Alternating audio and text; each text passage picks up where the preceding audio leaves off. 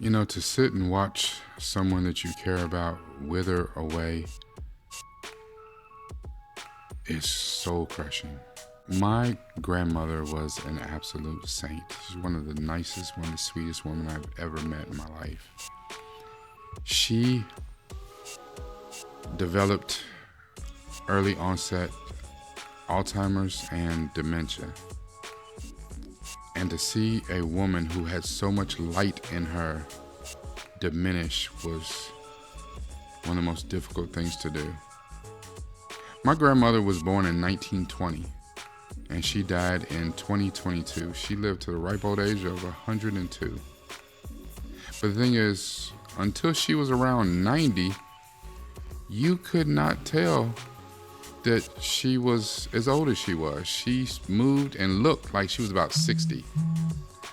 But there was a dog that had gotten loose in one of the neighborhoods, and she was over by my aunt's house, and she ran to get away from this dog and jumped the fence like she'd been jumping fences like a little kid, like she was running backyards to get away from the police, and her pants leg, something got caught on the fence and she fell on the other side and severely injured her hip to the tune of where she needed hip surgery.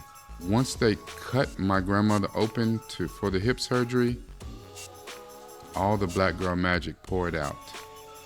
And within a matter of a year or two, my grandmother went from, even though she was 90, she went from looking 60 to looking 90 plus. And the dementia took hold fast. And you could see it when you looked at her. You looked her in the eyes and like, hey, grandmama. And she would just be like, hey, baby. You could knock on the door, but nobody was home. And there were times when she had a little bit of lucidity and she could recognize who you were. Maybe. This deep dive is called Death of Self.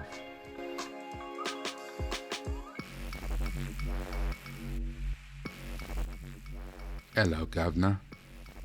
This is Rakai Steed, nupefromdaville, and I want to jump right into this, the fantastic season finale, season 4, episode 13, entitled Journey's End of Doctor Who.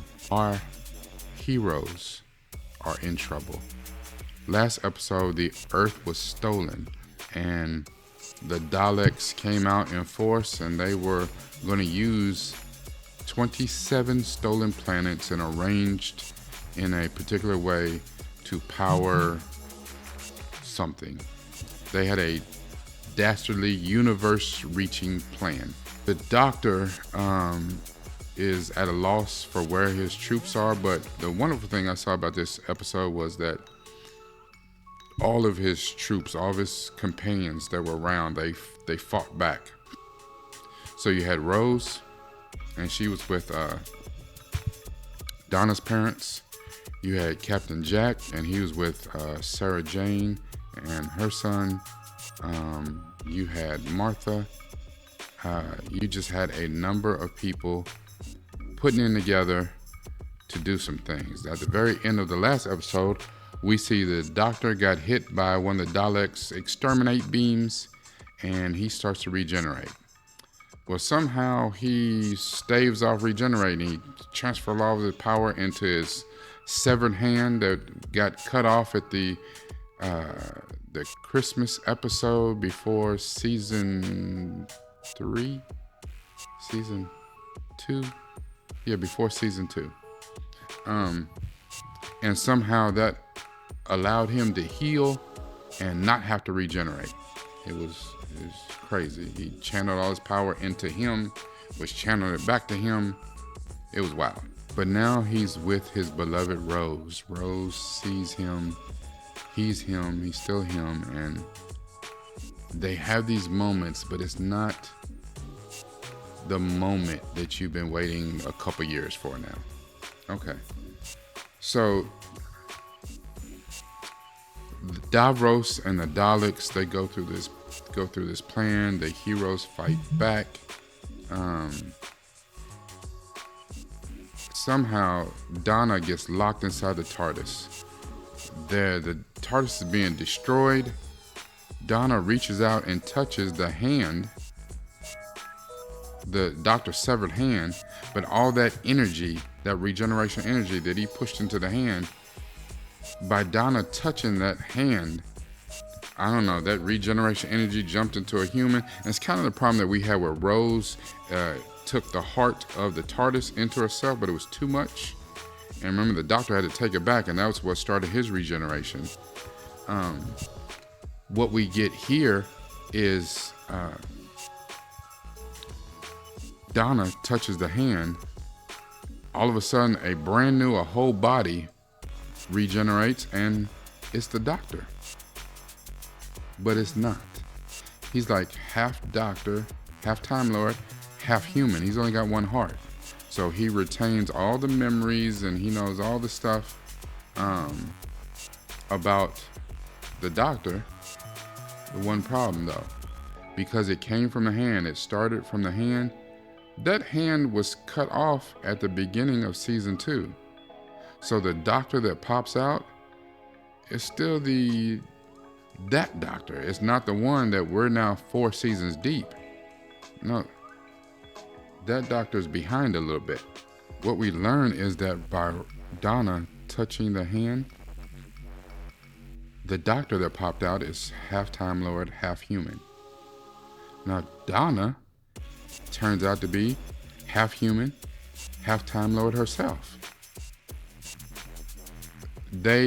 Long story short, they foiled the Dalek and Davros' plan with help by the last one from the Cult of Skaro. But Donna, being half Time Lord and having that regeneration energy, is too much for any human. A human is not set to have that type of energy within her from a Time Lord. So she begins to go crazy, and it's going to burn her up. It's going to kill her. So the doctor does this kind of mind meld thing on her, and he takes all of her memories away. So that all the adventures, everything that she's done for the entire year she's been with the doctor is gone. The new evolved person that she became is dead. At the end of our discussion, check the link in the description for the reaction and discussion that Centel and I had watching this episode. He talked about watching a loved one suffer through dementia. At the beginning of this, I told you about my grandmother. Dementia and Alzheimer's is heavy in my family, and I'm afraid that my mother may be going through it right now. I haven't had a conversation with her about it. I've talked to my younger brother about it. It's kind of difficult to watch it, especially in this such an early stage. It's like she'll ask me, well, son, what you doing today? Well, I'm recording a video with Centel, and I'm gonna, do a deep dive for my page. She'd be like, oh, okay. And then like 30 seconds later, she'd be like, okay. So, son, what you doing today? Ma'am, I could have swore we just went over that like 30 seconds ago. And it's one of those things that's your mom, so it's not like I can get angry and be like, I just told you, like I probably would to one of my kids. Like, do you hear the words that's coming out of my mouth? Like, I just told you. And this is not the first time, and that was just an example, but it's becoming a little bit more frequent now. And my mom and my kids are my world. So to see someone that means that much to you start to go through that, and to know you're watching. Also, my mom lives 100 miles away from me right now. And even though that does not seem like a very long distance, just with the kids and the amount of activity and stuff there, I don't see my mom nearly as much as I want to. At this point, as much as I need to. And it pains me. Because I feel like the more time away from her, more that she could be slipping and losing on a daily basis. Me and the kids need to be around her as much as possible. The thing about self is, there's a quote from Lori Graham that says, none of us wants to be reminded that dementia is random, it's relentless, and it's frighteningly common. You know, I hear stories about a bunch of other people with dementia, and it's heartbreaking. And I understand. I remember there was a movie, and it was a stupid movie, but I liked it. It's got Samuel L. Jackson and LL Cool J, Deep Blue Sea. And for some reason, Saffron Burrows was this crazy scientist, and she's out here doing this experiments on sharks, trying to dip in their pituitary gland to pull the little juice out of there because it had amazing properties that could possibly cure Alzheimer's. And she was trying to cure her mom or her dad or her granddad, like someone who had very bad Alzheimer's, and it could be a game changer. And of course, big pharmacy companies, they would back that, no matter how dangerous or how absolutely insane it was to get the research and do the experiments to get the results. All they're thinking about is the billions of dollars that they would make selling it. And it's easy to fool yourself, to lie to yourself that we're fighting a good fight. Because at the end of the day, what would I pay? What would I do to get that medicine for my mom? Or you for your mom or dad or grandmother, grandfather, child, loved one.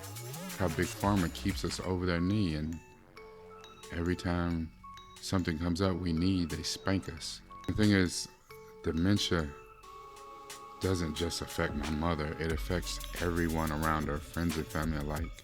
I'm trying to get my kids down there to spend as much time with their grandmother as possible before she has a hard time remembering who they are. Right now, she's pretty good. My mom is at the ripe old age of, she'll be 81 this year. Just make sure that you check on your loved ones, the people that you care about, and spend as much time with, especially those vintage and older members of your family, because the most valuable thing you have is time, and you can't get it back. This is Rakai Steed, nupefromdaville. Make sure that you like, comment, share, and by all means, subscribe. You gotta use this. But you gotta use this.